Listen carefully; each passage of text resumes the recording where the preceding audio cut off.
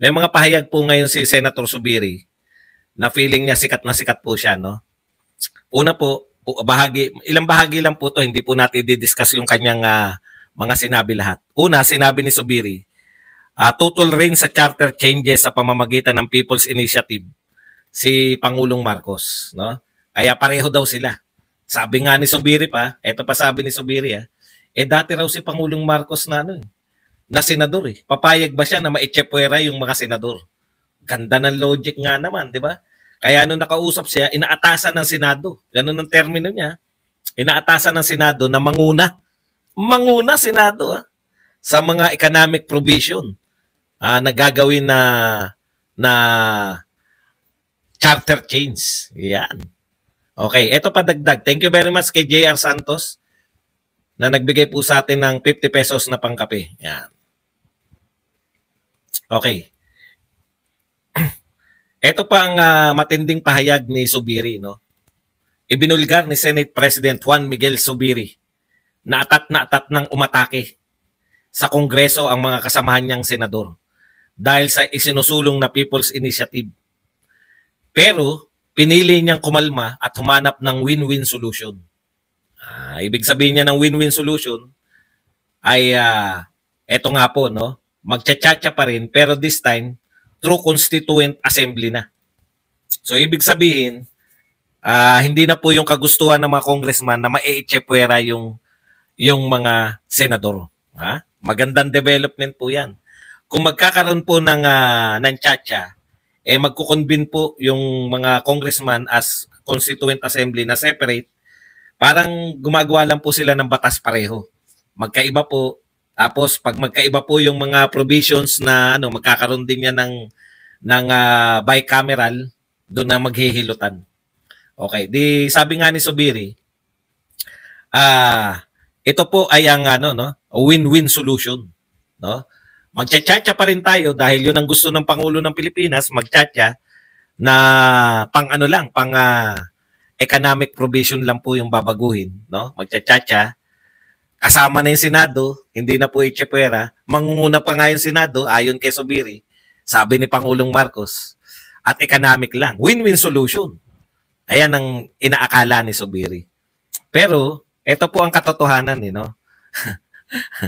Alam po ninyo, Ginoong Zubiri, Senate President Zubiri, Senator Zubiri, mawalang galang na po sa mukhang sikat na sikat kayo ngayon, no? Mukhang yan ang gusto nyo ba? Yung sumikat ng ganyan, na kayo naman yung maging sentro. Hindi nyo ba naisip, bakit kaya kayo pinatawag? Bakit kaya kayo biglang pinag-usap ni Martin? Natatandaan ko lang po, no? Natatandaan ko lang. Noong pong Desyembre, nagsabi si Speaker Martin. Ang sabi ni Speaker Martin, isusulong namin sa House of Representatives ang tsatsa. Hindi ko alam kung si Speaker Martin din to, pero tinitiyak ko na isa sa mga congressman na nagsabi na pinag-aaralan nila na magkaroon ng tsatsa na hindi kasama yung Senado. Kasi pagkasama ang Senado, laging hindi natutuloy yung pag-amyenda ng konstitusyon. Binulaga tayo ngayon ng Enero, no? Nung binulgar nito ni Congressman Lagman, yung bayaran sa kanyang probinsya, no? Diyan po sa may Albay. May mga mayor, may 3 siyang mayor na hawak na magpapatunay na may kampanya po ng People's Initiative. Pero ang nangangampanya, ito po ay para sa pinangungunahan ng mga congressman. Ito ay nagpahayag din po ang si Congressman Pulong sa Davao, nangunguna po si Mig Zubiri Migs Nograles ng PBA Party List. Sinigundahan po yan ni Congressman Ungab ng Davao pa rin. Tapos si Senator Amy, pinakita pa nila na meron talagang form, no? At meron siyang akusasyon na 20 million per congressional district ang nakatokang bayaran. Quezon City, meron din pong mga video ang TV5, News 5 na nagsasabi na sila ay pinangakuan ng ayuda kaya sila pumirma. Yung isa nga gusto pang bawiin dahil hindi niya raw alam na yun pala ay tsatsa, no? Okay. Ang bilis po ng pangyayari. Akinsi ngayon. Hindi, pati po yung mga dati nilang kakampi. Ito pong kakamping, Dilawan, mga kaparian, nag-react na po, no? Siyempre, si Shell Joke, no, nagpaliwanag na mali. Mali yung ginawa nilang People's Initiative, no? Lalo na yung mga bayaran, etc. Pumapalag po ang buong sambayanan, kasama po ang kanilang ate, no? Kamag-anak Incorporated, yung ate, pumalag. Si Ate Amy. Pinalagan tong pinsan, no? Talagang lahat po halos ng sektor, ang natira na lang po yung mga tambi vloggers at saka yung mga supporter na solid Marcos, no, dito pagsuporta rito sa tchatcha ni na may People's Initiative. Yan sila Mike Abe, si Jam Magno ang nangunguna, si Abe at saka si Magno ang nanguna para ipagtanggol yan. Yang People's Initiative. Pero alam po ng lahat na maling-mali. Maling-mali na magkabayaran para lang sa tchatcha. Okay. Ngayon, biglang itsepwera po ang Senado. Wala tayong naririnig kay Mig Zubiri, wala tayong naririnig sa mga congressman na isasama nila yung Senado at yung po mismo. Yun po mismo ay galing po sa mga congressman na parang People's Initiative, itsepwera nila sa botohan o isasama nila yung magbobotohan na as one, no? Yung hindi po separately. Joint. Joint po ang botohan. So kung isang senador, katumbas lang siya ng isang congressman. 300 yung congressman. Yung mga senador, 24 lang. Kahit na anong isipin ko, mawawala po ng kapangyarihan yung senador. Sabi ko nga, yung simpleng batas na pagpapalit ng pangalan ng isang kalye, hindi gano'ng maapektuhan ng lahat. Kasi kalye lang yun lang maapektuhan eh. Dating Siling Labuyo Road, ginawang Alfredo Aratilis Senior Road. Kinakailangan pa pong separate, bumuboto yung Kongreso at saka mga senador. Pero dito, babaguhin mo yung saligang batas. Sama-sama sila. Yan po yung laman ng pinapipirmahan. Ang naglantad po niyan si Amy Marcos mismo. Okay, matapos po ito lahat, napapahiya na po ang pamahalaan dahil hindi po makakapaghugas kamay ito si Pangulong Marcos. May pronouncement po siya na magsusulong ng tchatcha at ito lang po yung nakikitang isinusulong na tchatcha. Hindi po kumikibo si Mig Zubiri hanggang sa ngayong araw na to. Dami po nangyari. Sa madaling salita, no? Pakinggan nyo lang po muna ako. Sa madaling salita, mga kapatid, eto na si Mig Zubiri. Biglang siya na ngayon na nag-announce na eto maganda ang tchatcha kasi separately boboto na sila. Bakit po? To save face, 'di ba? Nakita na po maanomalya to, nagpapatawag na yung mga Makabayan Black, gusto na nila imbestigahan. Nagpapatawag to si Risa Ontiveros na muling nabuhay na maguli. Napapatawag nagsabi na po to meron na po resolusyon si Amy Marcos na iimbestigahan itong People's Initiative kuno, no? To save peace. Yung Kongreso para isalba yung House of Representatives sa pamumuno ni Martin. Ito po ang device. Alam niyo po, akala niyo lang yung Pangulo ng Pilipinas, sunod-sunuran, no? Baliktad po eh. Ako, iba nakikita ko na ngayon eh. Mentras na nakikilala ko sila. Nakikilala ko po yung laro ngayon. Nakikita natin. Tignan po ninyo. Saving pay, hindi lang po saving pays to. Yari po sila, lahat po ng tao nagde-demand.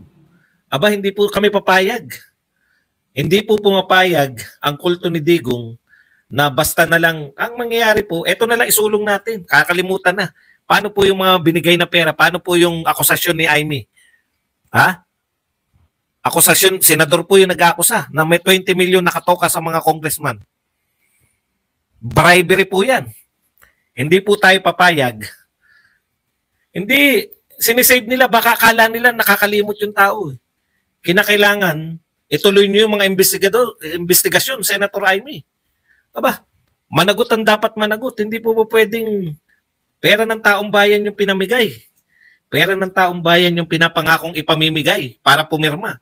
Hindi po pwedeng, kasi ang pronouncement, tinanong si Martin eh.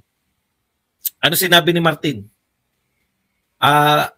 Kayo po ba pabor sa ginagawa ng ng Senado na pagsusulong nila ng Tchatcha ngayon? Sila yung mamumuno. Ayan yung napag-usapan namin nila President Marcos. Aba, hindi po pwede yun na iiwan nyo na lang yung, ay, nabisto tayo. Nabisto yung ginawa natin. Iwan na lang natin yan. Suportahan na lang natin to si Zubiri. May naganap po na bribery. May naganap po na tawag nga ni si Jam Magno mismo. Si Jam Magno mismo at saka tong si ang gawin nating witness. Sila nagsabi na nangunguna yung mga congressman. Si Mike Abe. Pinangungunahan. Kinatwiran niya pa yung banat ni Sabi niya pa kay Pulong, hindi ba alam ni Pulong na yung party list parang senador yan na pwede kahit saan? Kita nyo? Nasa tape. Nasa video ni Abe yan. Si Jam Magno, anong sinabi ni Jam Magno? Incentive ang tawag dyan, hindi vote buying. Hindi niya po dinideny. Pinagtatanggol niya, iba lang ang tawag.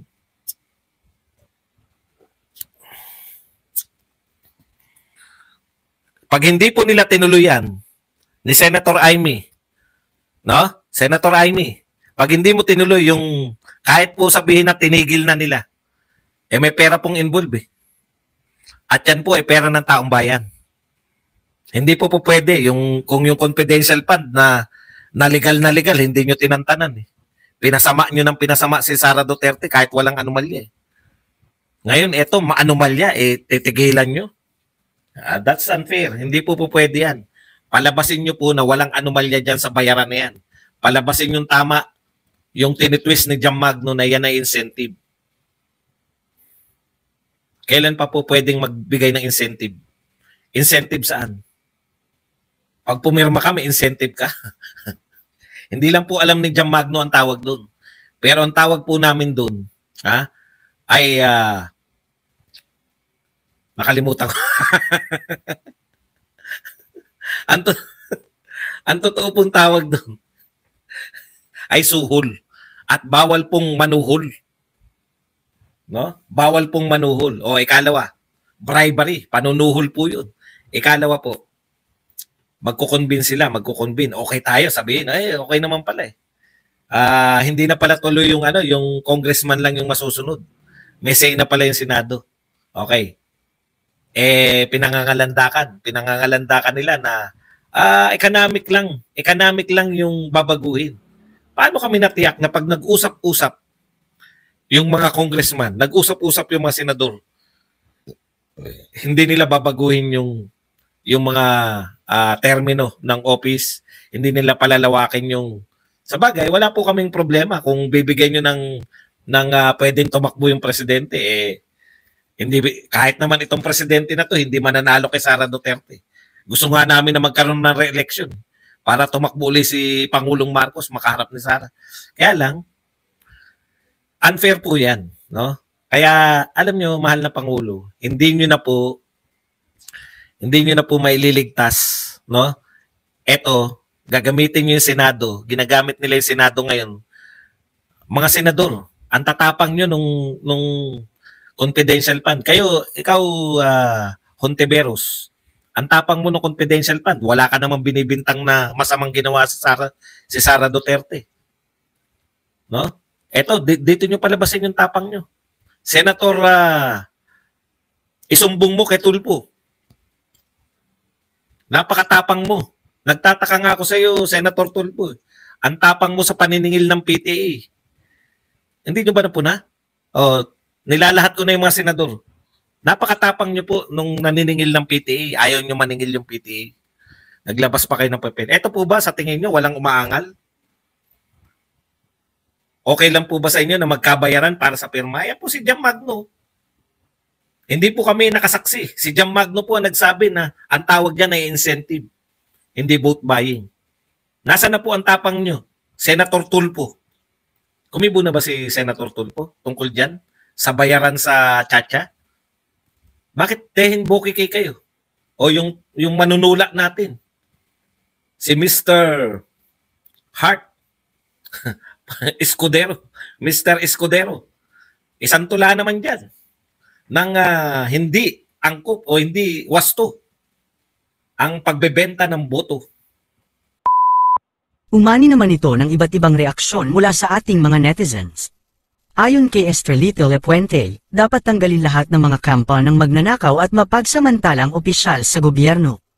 Pahayag naman ni Hilda Pearson, ngayon ay unti-unti na ko natutuwa kay Senator Amy Marcos, basta gawin po ninyo ang tama kasi posibleng di po alam ng ating Pangulo ang pinaggagawa ng Speaker of the House.